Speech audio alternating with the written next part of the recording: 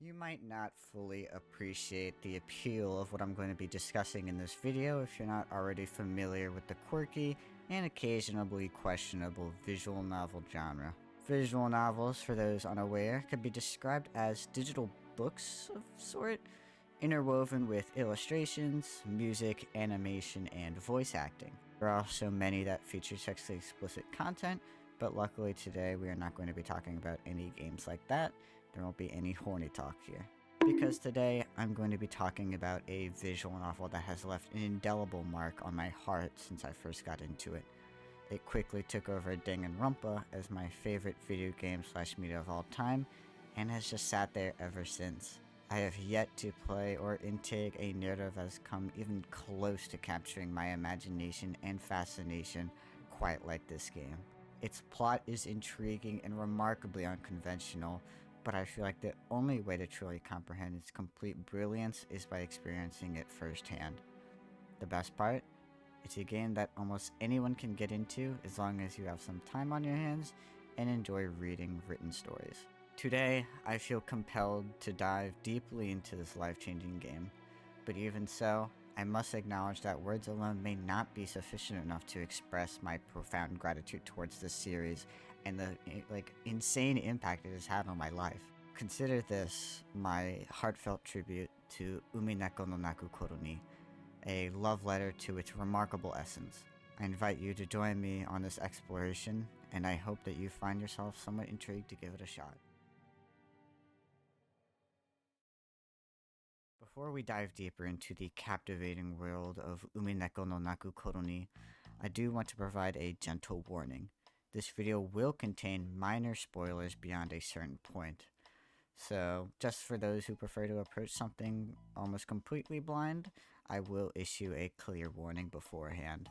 These spoilers will only serve to provide a clear and more arousing outline of this beautiful work of fiction. Now, let's resume our exploration.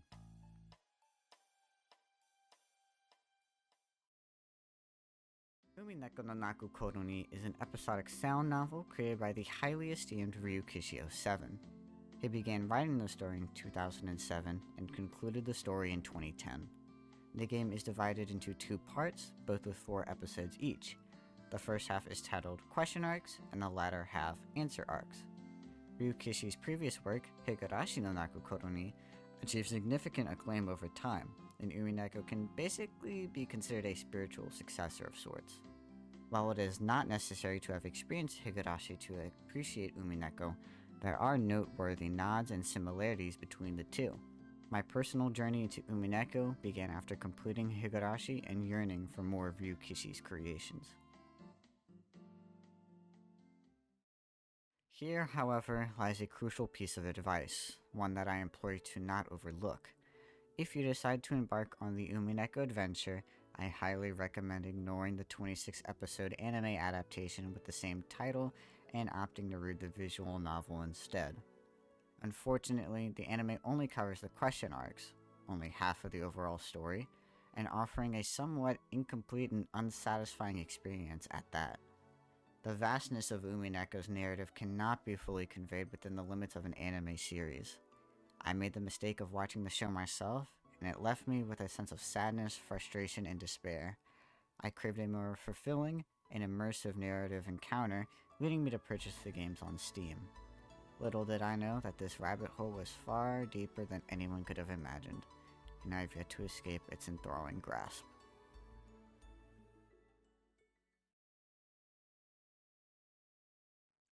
Umineko no naku koro unfolds on the secluded Rokenjima Island, serving as the backdrop for the annual gathering of the wealthy Ushiromiya family.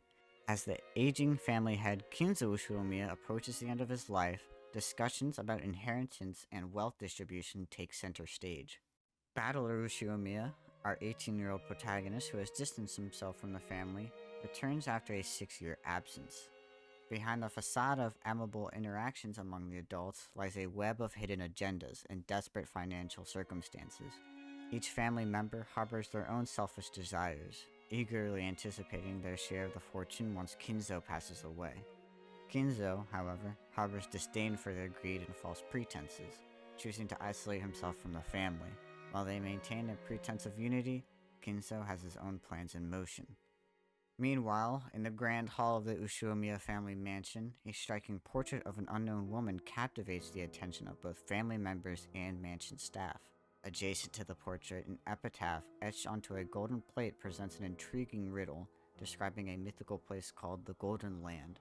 Solving the riddle promises not only the title of family head, but also the location of an alleged hidden fortune of 20 tons of gold.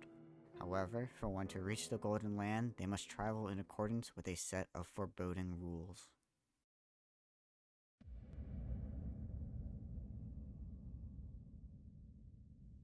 On the first twilight, offer the 6 chosen by the key as sacrifices. On the second twilight, those who remain shall tear apart the 2 who are close. On the third twilight, those who remain shall praise my noble name. On the fourth twilight, gouge the head and kill. On the fifth twilight, gouge the chest and kill. On the sixth twilight, gouge the stomach and kill. On the seventh twilight, gouge the knee and kill. On the eighth twilight, gouge the leg and kill. On the ninth twilight, the witch shall revive, and none shall be left alive. On the 10th twilight, at journey's end, you shall attain to the power of the Golden Land's treasures, once and for the last time. The family becomes increasingly unsettled by the epitaph's implications, deliberating over the worthiness of pursuing its enigmatic secrets. Amidst the discussions, the family learns that the woman depicted in the portrait is Beatrice, a legendary figure believed to reveal herself only to those who respect her nobility. Battler and his cousins, meanwhile, choose to distance themselves from the family's arguments, using the opportunity to reconnect with one another. Battler, although intrigued by the legend of the Golden Witch Beatrice, dismisses her existence as nothing more than a tale used to enforce discipline, similar to the story of Krampus. Unfortunately for those on Rokenjima, a typhoon sweeps across the island and traps them. Unexplainable mysteries and gruesome murders of those on the island follow suit, and when things couldn't get worse, each death seems to follow Beatrice's epitaph in a sadistic and ritualistic way. While the bodies rack up, suspicion only grows among those left. Hopefully, everything will be answered when the typhoon passes, and when the seagulls cry.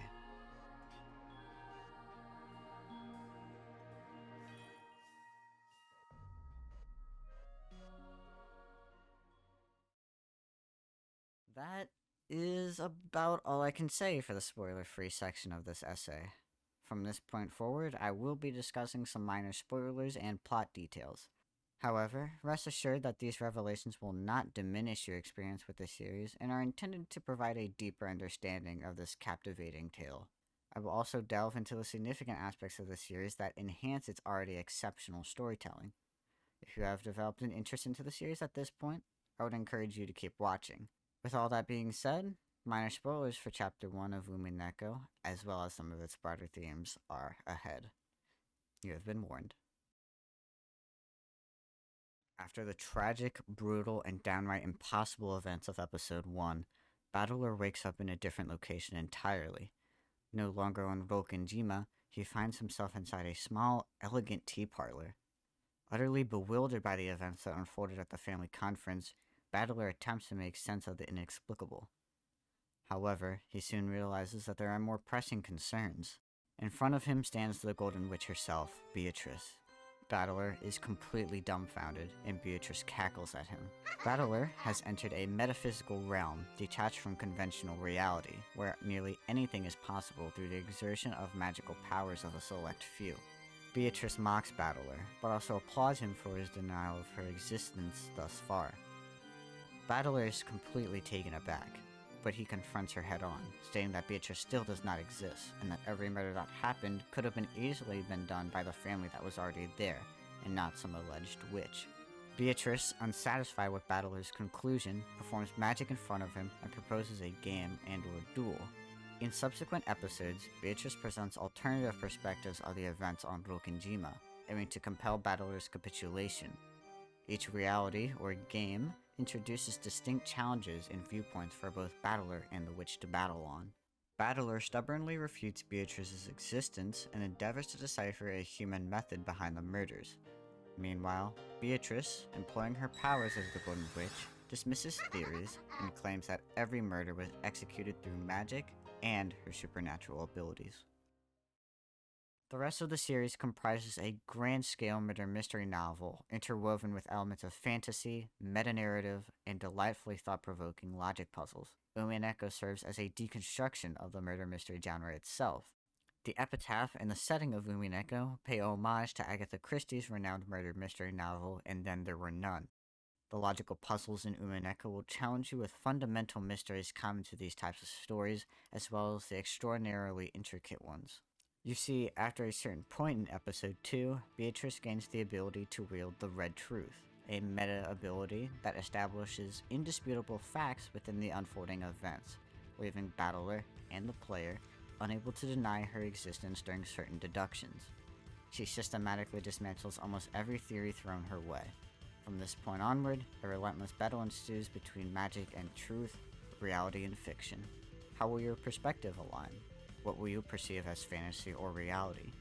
Each episode delves deep into the complex relationships, motivations, desires, and history of the complex, entangled characters.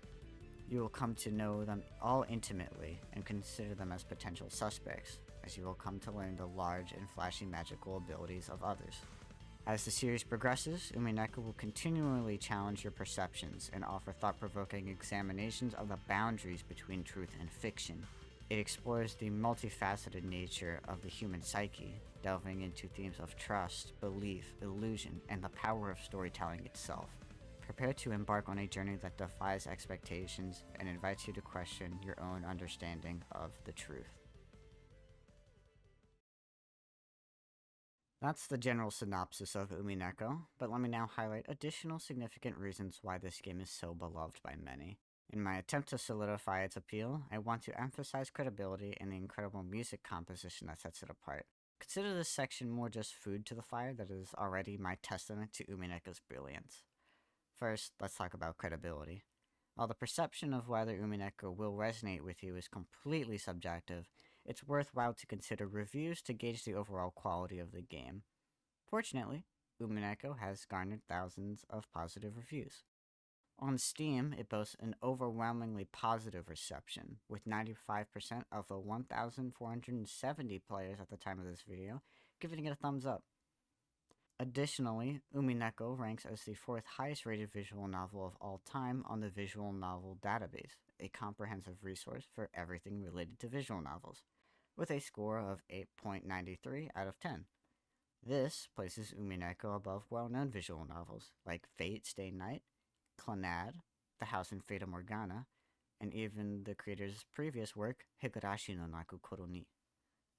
Now, let's delve into the music. Earlier, I referred to Umineko as a sound novel. What sets it apart from a traditional visual novel? In simple terms, a sound novel places a greater emphasis on music and sound effects to provoke specific emotions within the player.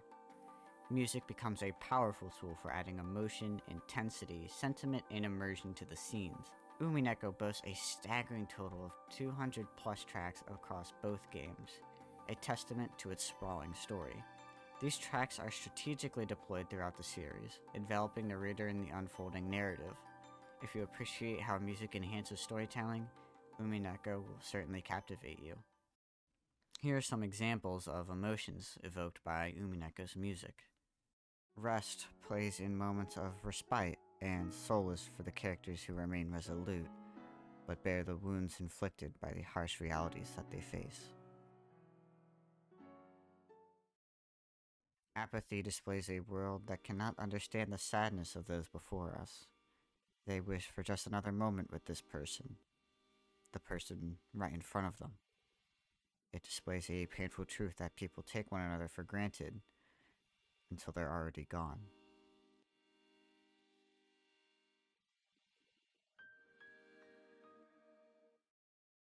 In Thanks for Being Born, we learn that perhaps we can say goodbye and truly forgive ourselves, for it is what they would want, to love oneself as they would love us, if they were still here.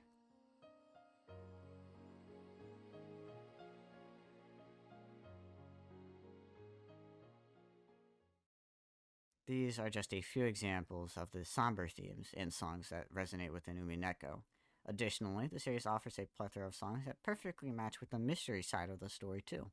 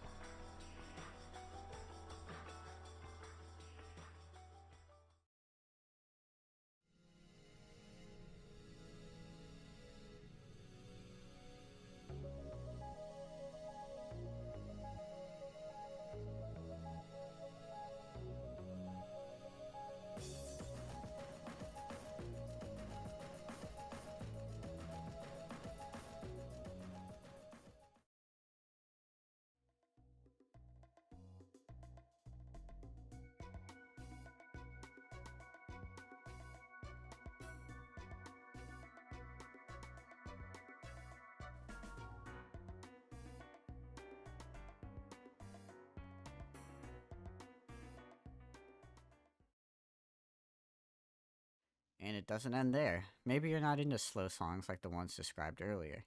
Do you want to find yourself in a club, listening to rave music while battling a witch who has murdered your entire family? Well, Umineko has tracks for that too. These songs play during the exhilarating back and forth logic battles between Battler and Beatrice. These intense scenes often require you to make daring leaps in logic and reasoning to continue the battle. You will find yourself scrambling for any semblance of reasoning left, as many of your theories will be proven wrong left and right. Does Umineko sound a little horrific to you? Well, there's a lot of songs that also complement that really well.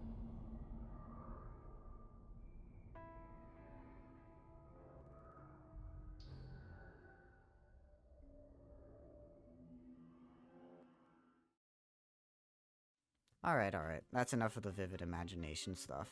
Hopefully, I've given you a glimpse of the incredible diversity of music in this game. Umineko offers a song for every scene, every emotion/mood imaginable.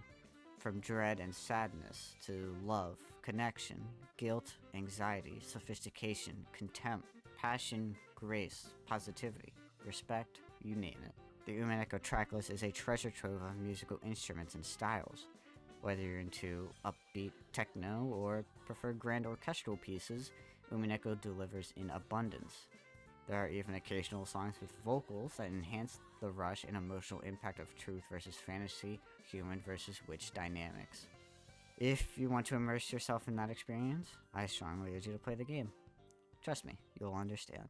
One of my favorite things to do is occasionally just listen to the playlist or official soundtrack at random. Some of the songs just make you perk up and be re-immersed in the scene or scenes that they took place in. It really rekindles your experience and puts you back into the fantastical and multi-layered world of Umineko's story. If you choose to look into the music, I highly suggest not looking into the comments though, because I'm positive there will be spoilers. There's also one particular song that seems to make people cry in an instant. I don't want to think about it. One of the other things I need to mention regarding Umineko's brilliance are the characters and themes. Let's start with the cast. Over the course of all 8 episodes, you'll encounter a diverse and fascinating ensemble of characters hailing from various backgrounds. Each character possesses their own motivations, histories, interpersonal dramas, moral compasses, deductive reasoning, and ethical systems.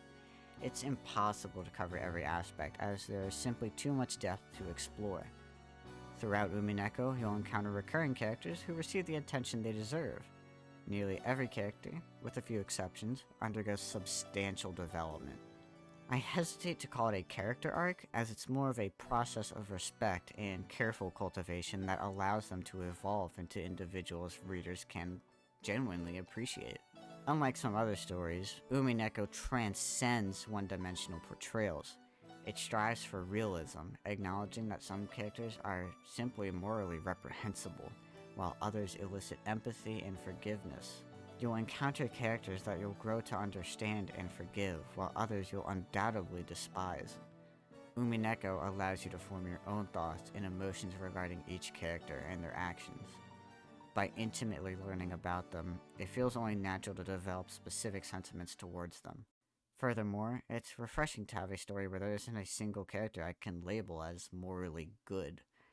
In Umineko, the absence of such a character trait is a testament to its well-crafted writing. As the story unfolds, you'll encounter additional characters who contribute to the narrative and maintain the same potential for development as their predecessors. They become integral parts of the development, enriching the overall experience. The characters are intricate, multifaceted, and integral to the reader's enjoyment. Their diverse perspectives and complex dynamics add layers of depth to the story, making Umineko a truly remarkable experience just for the characters alone. And finally, we arrive at the captivating themes of Umineko. The extensive length of the story, as we'll explore further in the latter part of this essay, allows for a rich tapestry of themes to seamlessly intertwine throughout. Nearly every aspect of the narrative revolves around the central mystery, delving into the intricate emotions and motivations of the characters you've come to know. Each scene in every episode holds literary significance, contributing to the overarching plot. However, amidst the intricate complexity, Ryukishi's masterful storytelling ensures that you won't feel completely lost. The narrative unfolds in a way that captivates and engages, allowing you to piece together the puzzle and interpret events within your own context. Every episode has the power to shift your perspective, leading you down different paths of reasoning and prompting unique conclusions.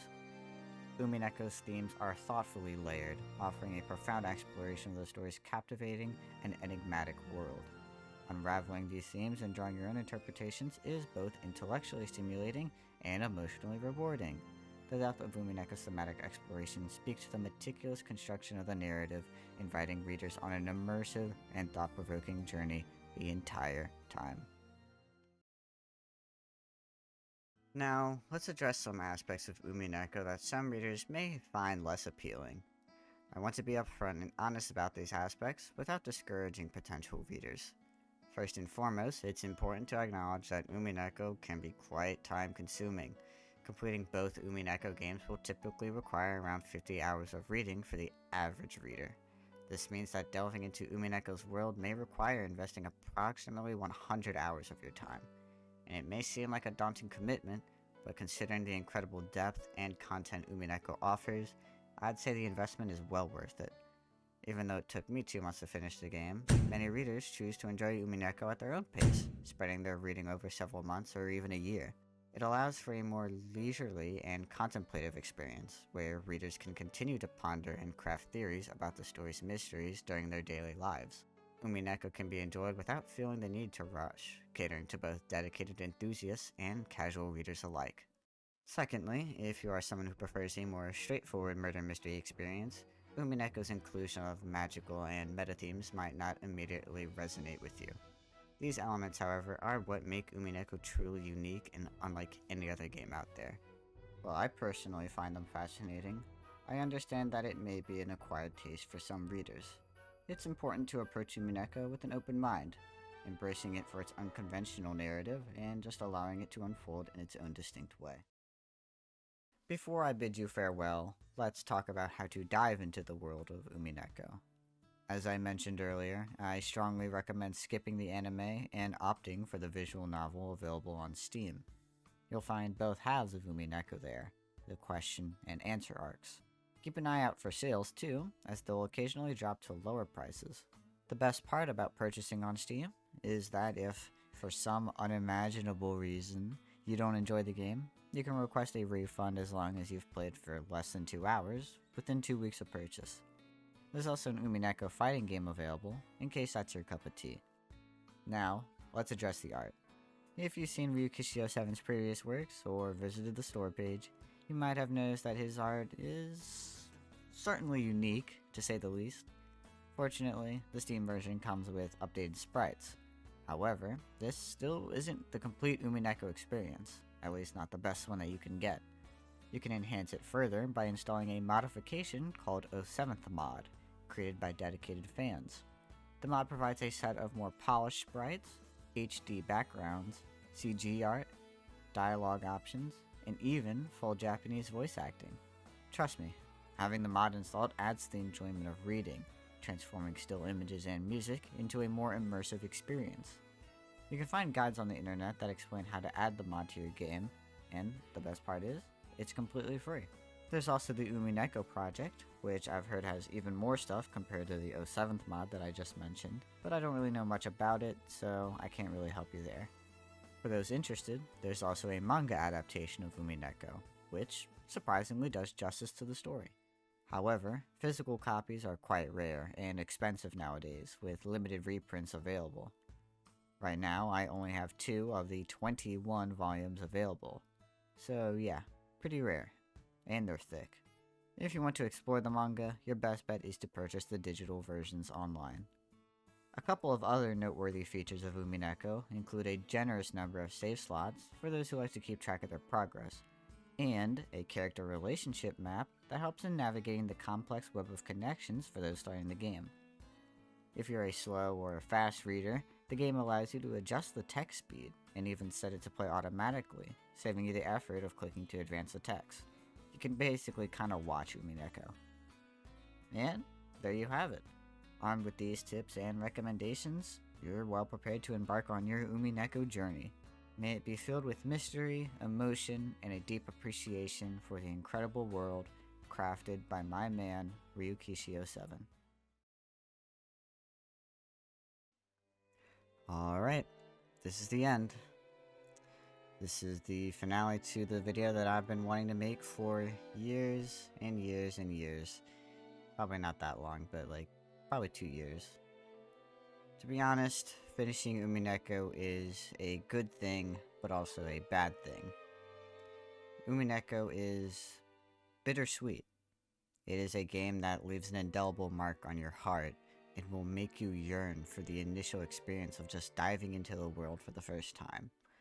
I'm sure you might have something that has given you an experience like that, but for me, there are very few games that have resonated with me on such a profound level, and Umineko stands triumphantly among those that have. I've introduced Umineko to only 2 people in my life so far, meaning they've actually played it. One with whom I've had a falling out, and the other who just hasn't had the time to embark on the journey yet. But the mere thought of a future where I can passionately gush about my love for the series to someone who understands just fills me with exhilaration. Right now I'm on my 2nd playthrough, and while I might not have as much time as before to be reading it, I like to revisit all these like little scenes and just re-experience it with a newfound perspective, and just like thinking about it with how much I've changed in my life since I first experienced it. This part is unscripted if you haven't figured it out.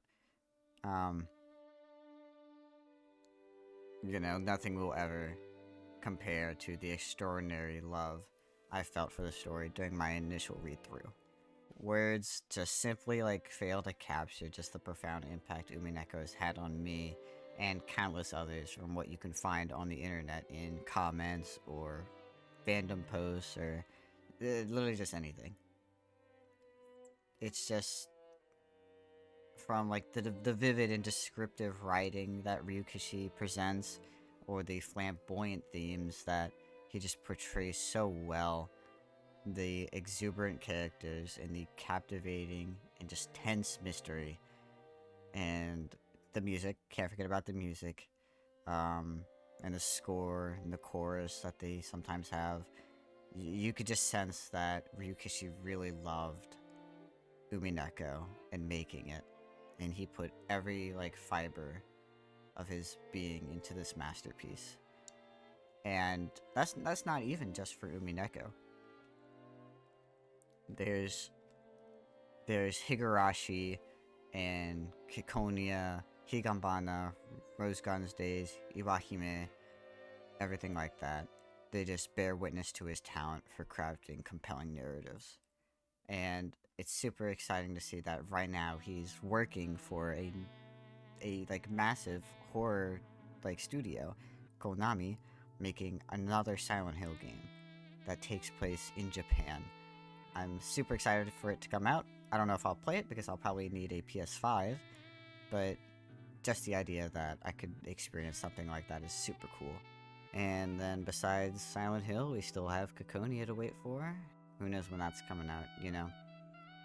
But other than that, that's really all I have to say. There's a lot I cut out from the original script, but this has already gone on for long enough, and I'm sure I've said everything that I need to say. I just love Umineko, you know, and it's just as simple as that. Ryukishi just knows how to create stories that resonate deeply within our souls, no matter what walk of life you live. And in the end, with this video, my hope and my fervent desire is that I have succeeded in igniting a spark within you or another person who's watched the video to embrace Umineko with the love and admiration it deserves. For without love, it cannot be seen.